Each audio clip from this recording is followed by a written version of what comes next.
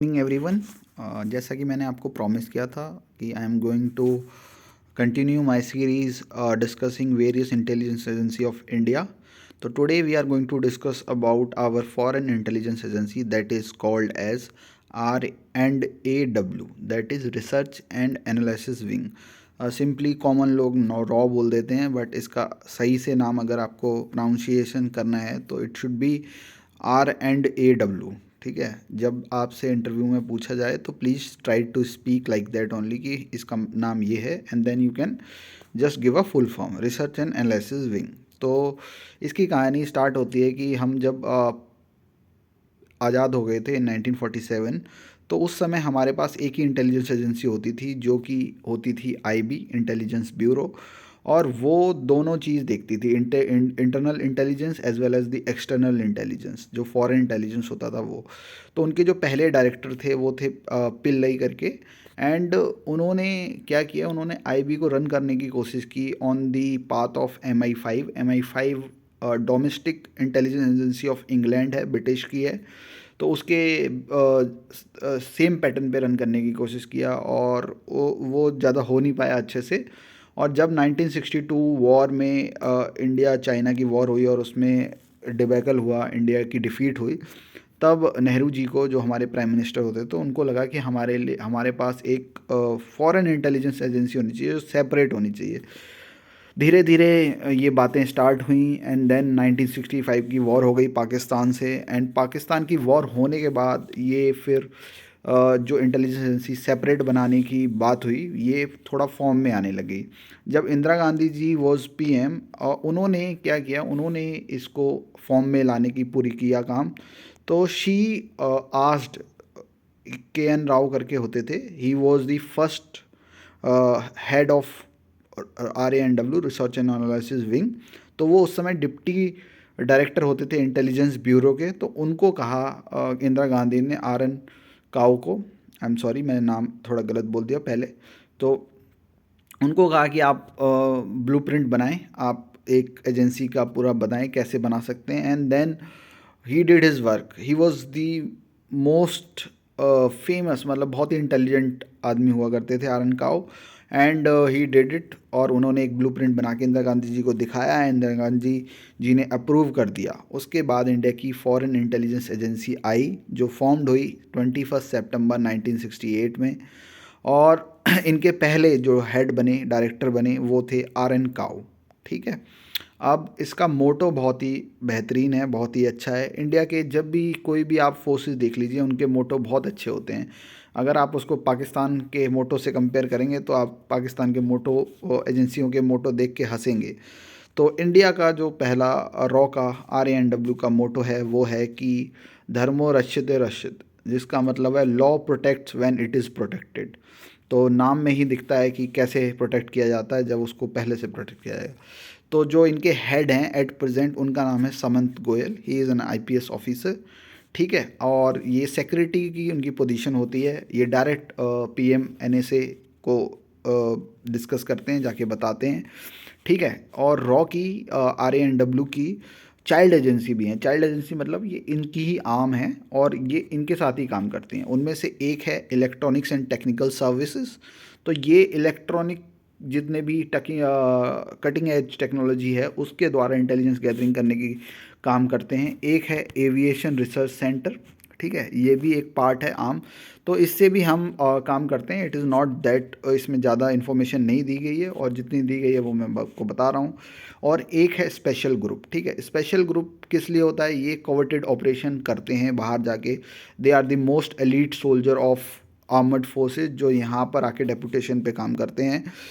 और इस special group को हम 4 विकास, आपने सुना होगा, 22SF, 22SG भी कहते हैं। तो आप इनके बारे में पढ़ सकते हैं, तो इनका इंसिग्निया भी देख सकते हैं। और उसके बाद जब इंदिरा गांधी जी ने ये बना दी और RN काउ बन गए, तो उन्होंने अपने बहुत ही काबिल ऑफिसरों को इसमें डिप्यूट किया, एंड उनको भी कहते थे काउ बॉयज़। ठीक है, तो ये तो हो गई बात इसकी हिस्ट्री और उसकी। तो अभी हम देखेंगे कि इसके ऑब्जेक्टिव क्या होते हैं, इनका काम क्या होता है। तो ये मॉनिटर करते हैं political, military, economical, scientific development in countries, जो कि हमारे डायरेक्ट बेयरिंग हमारे ऊपर इम्प्लीकेशन हो सकता है, जिसका नेशनल सिक्योरिटी ऑफ इंडिया के ऊपर इम्प्लीकेशन हो सकता है। उनकी फॉरेन पॉलिसियों को भी देखते हैं, उनके वहाँ क्या हो रहा है उनके भी देखते हैं। जैसे कि फॉर एग्ज़ाम्पल आप देख सकते हैं कि मतलब पाकिस्तान में अगर कोई भी पॉलिसी बनाई जा रही है जिसका इम्प्लीकेशन इंडिया की नेशनल सिक्योरिटी पे हो सकता है। फॉर एग्ज़ाम्पल पाकिस्तान चाइना से J-10 करके फ़ाइटर प्लेन ले रहा है। अब वो इंडिया के बेसिस पे, इंडिया के सोच के ही ले रहा है। नाउ उनके बारे में कोशिश करते हैं जानने की, ऐसे ही बहुत सारे ऑपरेशन करते हैं। तो ये काम होता है। दूसरा काम होता है कि जो ओपिनियन है, इंटरनेशनल ओपिनियन है, उसको चेंज करने के लिए, इंडिया की तरफ करने के लिए, इन्फ्लुएंस करने के लिए फॉरेन गवर्नमेंट का, साथ साथ में कोवर्टेड ऑपरेशन करना है अगर इंडिया के नेशनल इंटरेस्ट को कोई हानि पहुंचाने की कोशिश कर रहा है। फॉर एग्जांपल कोई भी टेररिस्ट है या कोई भी ऐसा इंसान है जो इंडिया की नेशनल सिक्योरिटी के लिए थ्रेट है, तो वी डू अ कोवर्टेड ऑपरेशन। ये ज़्यादा न्यूज़ में नहीं आएगा, ना पता चलेगा, ये होते रहते हैं, इसमें कोई बड़ी बात नहीं है। उसके बाद एंटी टेरर ऑपरेशन भी करते हैं, न्यूट्रलाइज भी करने की कोशिश करते हैं जो भी पोज थ्रेट करता है इंडिया की सिक्योरिटी के लिए।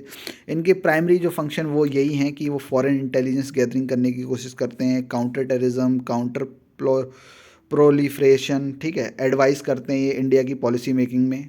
और इंडिया के इंटरेस्ट को ये कभी हानि नहीं पहुंचने देते बाहर फॉरेन में, ठीक है, ये इंपॉर्टेंट है। और ये इंडिया का जो न्यूक्लियर प्रोग्राम है उसमें भी ये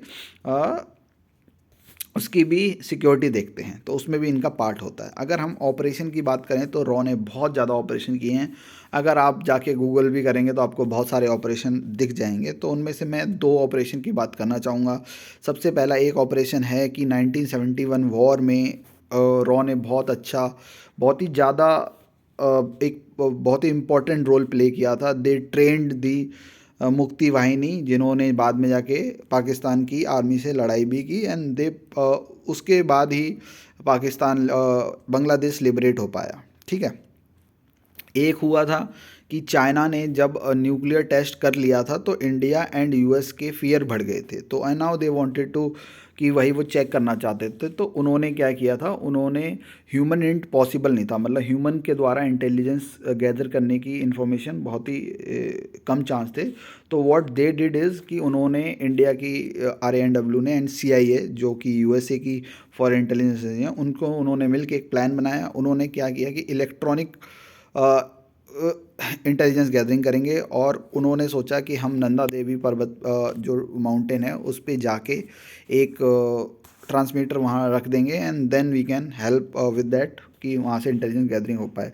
तो इसमें इंडियन आर्मी के एक जो स्पेशल फ्रंटियर फोर्स के थे, MS कोहली और प्लस 2-3 लोग और, वो गए नंदा देवी पे। पहली बार शायद वो नहीं कर पाते हैं, लेकिन फिर बाद में कोशिश करते हैं, लेकिन वहाँ पर जो एनवायरनमेंट वेदर है उसकी वजह से वो इतना अच्छे से नहीं हो पाया था। एक और ऑपरेशन की बात है जो बहुत ही ज़्यादा आपने सुना होगा, वो है कि जब पाकिस्तान वहाँ पर एनरिच कर रहा था uranium to nuclear test Kathua में इन पाकिस्तान, तो वहाँ पर जो फील्ड ऑपरेटिव एजेंट्स थे RANW के, तो उनको ये रिस्पॉन्सिबिलिटी थी, उन्हें पता करना था कि कहाँ पर क्या हो रहा है। तो व्हाट दे डिड इज़ कि वहाँ पर जो भी साइंटिस्ट होते थे वो जो बाल कटाने जाते थे बाहर, तो वहाँ बार्बर शॉप से उनके हेयर उन्होंने कलेक्ट किए and they send it for the test की। वहाँ पर पता चला कि ये यूरेनियम के साथ वो करते हैं, तो उससे पता चला कि इंडिया ने पता कर लिया था न्यूक्लियर टेस्ट है। बट जो उस समय के इंडिया के प्राइम मिनिस्टर थे जो थे मोरारजी देसाई, उन्होंने फ़ोन करके बातों ही बातों में जो उस समय के प्रेसिडेंट थे पाकिस्तान के, उनको बता दिया था कि हमें आपके न्यूक्लियर टेस्ट के प्रोग्राम के बारे में पता है, एंड उसके कारण हमारे बहुत सारे एजेंट मारे गए, एंड जो रॉ का पेनिट्रेशन था इन पाकिस्तान वो बहुत ही ज़्यादा डिसइंटीग्रेट हो गया, एंड वो बहुत ही गलत हुआ। उसके बाद ऐसे ही रॉ बहुत सारे ऑपरेशन करती रहती है, आज भी कर रही होगी जब हम बैठे हैं। तो they are playing their role, और ये बहुत ही जो सोल्जर हैं जिनका कभी नाम भी नहीं सुन पाएंगे हम, they are doing their best to protect our country, ठीक है। तो यही था आज रॉ के बारे में, RANW के बारे में, रिसर्च एंड एनालिसिस विंग के बारे में। होपफुली आपको जो भी मैंने बोला है समझ आया होगा। आप और ज़्यादा जानना चाहते हैं तो आप पढ़ सकते हैं, गूगल कर सकते हैं, बहुत सारी यूट्यूब वीडियो भी मिल जाएंगी आपको। ये मैंने सिर्फ उस पर्सपेक्टिव से बताया है कि अगर आपसे पूछ लिया जाए कि आप रॉ के बारे में क्या जानते हैं, तो आप उनको थोड़ा सा ब्रीफ में बता सकते हैं कि कब हिस्ट्री क्या थी इसकी, कैसे ये बनी, इसका काम क्या होता है, अगर इसके जो हेड क्या कौन है और इनके चाइल्ड एजेंसीज कौन है। एंड अगर कोई सक्सेसफुल ऑपरेशन आपसे पूछ लिया जाए तो यू कैन नेम 1971 वॉर। ठीक है। अब इसी के साथ मैं ये वीडियो ख़त्म करना चाहता हूँ। अगर आपको अच्छी लगे तो like and subscribe and share also, लोगों तक पहुँचाएँ। और मैं कल आपके लिए NTRO के बारे में लेके आऊँगा as well as the net grid. ठीक है। तो good night guys, hopefully you like our video. अगर आपको मॉक वॉक देने एज हमारा IB का जो इंटरव्यू है वो पोस्टपोन हो गया है due to the upsurge of कोविड-19, बट आप प्रिपेयर करते रहिए, क्योंकि आपको अगर आपने प्रिपरेशन नहीं की थी तो आपको मौका मिला है, और आप प्रिपरेशन कर रहे थे तो आप उसको और मजबूत कर सकते हैं। ये गोल्डन अपॉर्चुनिटी है एक ऐसी एजेंसी में जाने के लिए जहाँ पर आप देश की बहुत अच्छे से सेवा कर पाएंगे। आपको वो जानने को मिलेगा जो एक कॉमन आदमी कभी ज़िंदगी में नहीं जान पाता है। तो आप ये मौका ना खोएं, आपके पास गोल्डन अपॉर्चुनिटी है। कुछ लोग यहाँ पर ढीले पड़ जाएंगे, वो आपसे रेस में हार सकते हैं and you will get the job. तो प्लीज़ कंटिन्यू योर प्रिपरेशन। अगर आप मॉक देना चाहते हैं तो आप हमारा ग्रुप ज्वाइन कर सकते हैं on telegram and you can ask about it. हमारा एक प्रोग्राम चल रहा है with a minimal fees, that is a paid program for sure, but it will give you the analysis कि आपका वीक पोर्सन क्या है, आपका अच्छा पोर्सन कहाँ है, आपको कहाँ पर क्या काम करना है। तो ये जो रियलिटी चेक है वो आपको मिल जाएगा, जिससे आप आगे काम कर पाएंगे एंड आप मॉक में जो रियल इंटरव्यू होगा उसमें आप अच्छे से परफॉर्म कर पाएंगे। Thank you guys.